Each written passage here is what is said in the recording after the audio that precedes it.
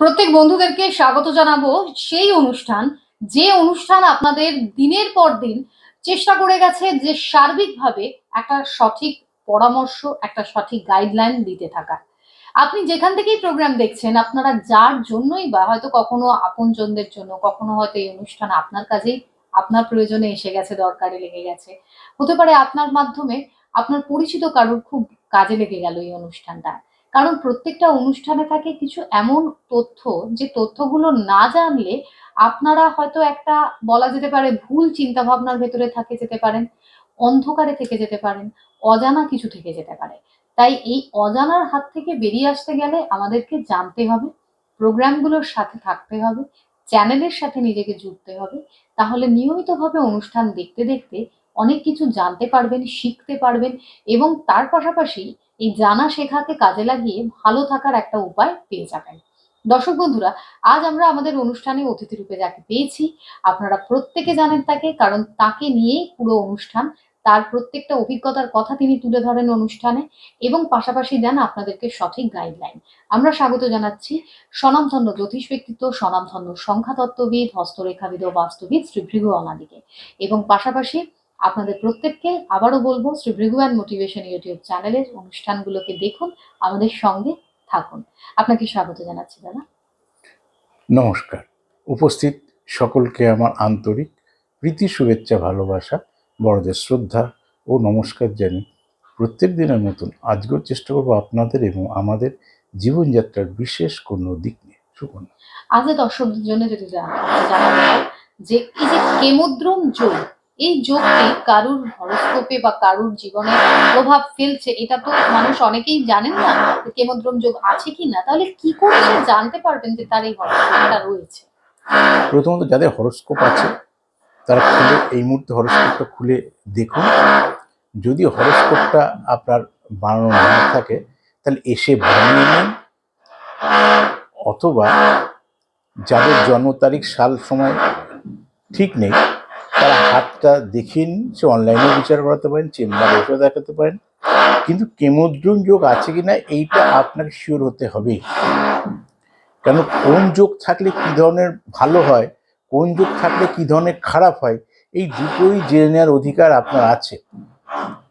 কিন্তু কেমোদ্রম অনেকগুলো অশুভ যোগের মধ্যে একটা খুব মারাত্মক খারাপ যোগ। যে যোগ থাকলে আপনি আর্থিকভাবে আস্তে আস্তে আস্তে আস্তে ক্ষতিগ্রস্ত হতে থাকবেন। যতই অর্থ রোজগার করেন, কিছু না কিছুভাবে সেই টাকাগুলো আপনি ধরে রাখতে পারবেন না।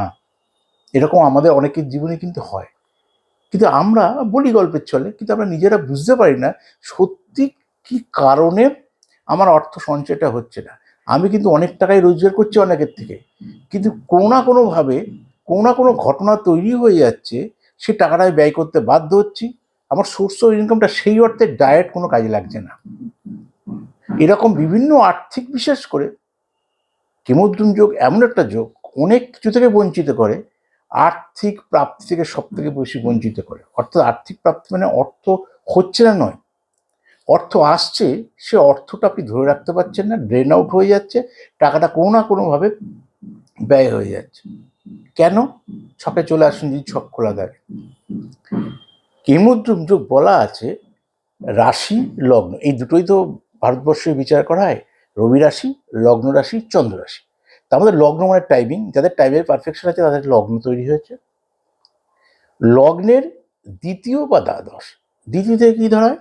ধন, বাক্য, মস্তিষ্ক, অ্যাসেট, আত্মীয়, কুটুম্ব। তা প্রথম জীবনে আমি বড় হয়েছি, আমার তো আর্থিক সচ্ছলতা দরকার, অর্থ সঞ্চয়ের দরকার। একটা হচ্ছে দ্বিতীয় হাউস, আর একটা হচ্ছে দ্বাদশ, মানে যেটা লগ্নের লাস্ট ঘর। এই দুটো হাউস যদি ফাঁকা থাকে, মানে কোনো গ্রহ না থাকে, তাকে সেই জাতক জাতিকার কেমোদ্রম যোগ বলে। ভালো করে বুঝবেন। আপনি লগ্নের বোথ সাইড, রাশির বোথ সাইড, ধরুন আপনার মেষ রাশি, দেখে নিন আপনার মিনে কোনো গ্রহ আছে কিনা, বৃষে কোনো গ্রহ আছে কিনা। এটা মিনে বোঝাচ্ছি আপনাকে। এর হতে পারে আপনার কর্কট রাশি, তাহলে মিথুনে কোনো গ্রহ আছে কিনা, আর সিংহে কোনো গ্রহ আছে কিনা। যেটা রাশির তার ডান দিকটা হচ্ছে ধনস্থান, বাঁ দিকটা হচ্ছে ব্যয়স্থান। তাহলে এই দুটো স্থান যদি ফাঁকা থাকে, কোনো গ্রহ না থাকে, তাহলে সেই জাতক জাতিকে কিমোদ্রুম যোগ বলা হয়। দ্বাদশ থেকে ব্যয়, যতটা খাটবেন যতটা শ্রম দেবেন সেটা কিছু রিপ্লেস করতে পারবেন না। আর দ্বিতীয় হাউস থেকে যে বাইরে গিয়ে বিপদ, সম্পর্ক নষ্ট, গৃহশত্রু, আত্মীয়ের মধ্যে বিরোধ, এই দ্বিতীয় হাউস ফাঁকা থাকার জন্য।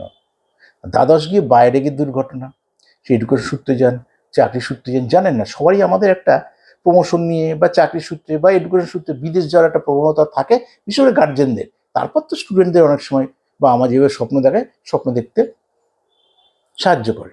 সেটা নিয়ে আজকে অন্য কোনো বিষয়ে চাইছি না, কারণ স্বপ্নটা দেখাটাও কিন্তু অ্যাজ পার ছক অনুসারে হওয়া উচিত।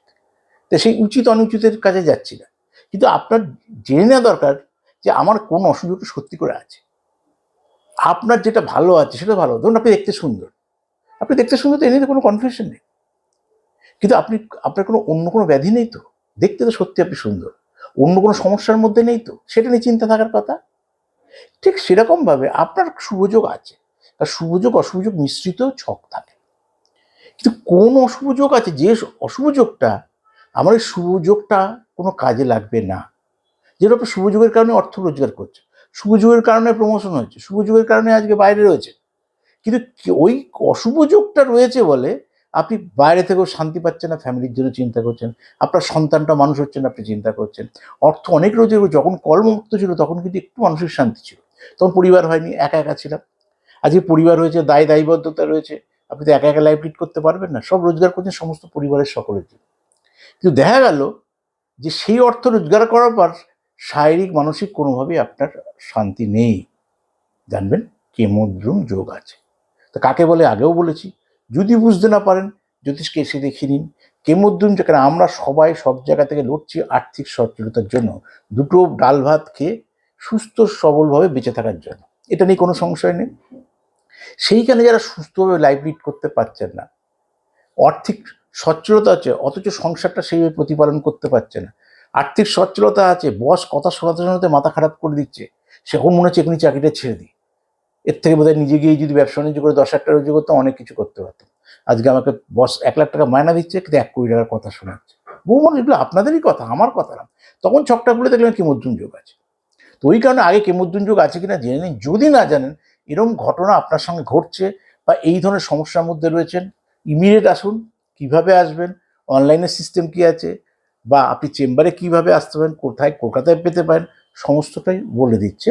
আমি আপনাদের সঙ্গে শিবিগণনাদি ছিলাম, আছি, থাকবো। সুপর্ণ। নিশ্চয়ই। এবং দর্শকদের আমরা জানিয়ে রাখি যারা কন্ট্যাক্ট করবেন তারা 9830143766 এই নাম্বারের মাধ্যমে যদি মনে করেন যে চেম্বারে আসতে চান, নামটাকে আগে যেটা প্রধান কাজ থাকে সেটা হলো এন্ট্রি করানো, অর্থাৎ বুকিং করিয়ে নেওয়া। এটা করিয়ে নিলে আপনারা পেয়ে যাবেন প্রত্যেক সপ্তাহের প্রত্যেক বৃহস্পতিবার, শনিবার, রবিবার খর্দা চেম্বারে। বুধবারে যে চেম্বারগুলো আপনারা রাসবিহারী এভিনিউ যে চেম্বার ছিল সেই চেম্বারগুলো তো রয়েছেই, সেখানে পাওয়ার সুযোগ পেয়ে যাচ্ছেন। প্রত্যেক সপ্তাহে পেয়ে যাবেন শুক্রবারে শিয়ালদা চেম্বারে। এই চেম্বারগুলোর পাশাপাশি আপনারা যদি মনে করেন অনলাইন, এই চেম্বারগুলোর ডিটেল তো জানলেন, এবার কেউ যদি মনে করেন অনলাইন কন্ট্যাক্ট করে আসতে চাইছেন, তাহলে আপনারা এই ফোন নাম্বারেই ফোন করে নামের বুকিং করার জন্য প্রথমে জানান। সেখানে হোয়াটসঅ্যাপ নাম্বার একটা পাবেন, অর্থাৎ আপনাকে জানাতে হবে যে আপনি অনলাইন সাজেশনের জন্য ফোনটা করেছেন। আপনারা পাচ্ছেন একটি হোয়াটসঅ্যাপ নাম্বার, সেই নাম্বারে পাঠান আপনার নাম, আপনার ডেট অফ বার্থের পুরো ডিটেল যেটা, সেই জন্ম ডেটা, নিজের যে প্রশ্ন সেটি, আপনার 2 হাতের ছবি, আপনার গার্জিয়ানের নামের প্রথম অক্ষর, আর যে পারিশ্রমিক, এটা পাঠিয়ে দেওয়ার 48 ঘন্টার ভিতর আপনারা আপনাদের প্রশ্নের যেটা রিপ্লাই সেটা পেয়ে যাচ্ছেন। অনুষ্ঠান আজ এই পর্যন্ত। দাদাকে ধন্যবাদ জানাচ্ছি এবং প্রত্যেক দর্শক বন্ধুদের জানাচ্ছি সকলে ভালো থাকুন। নমস্কার। নমস্কার।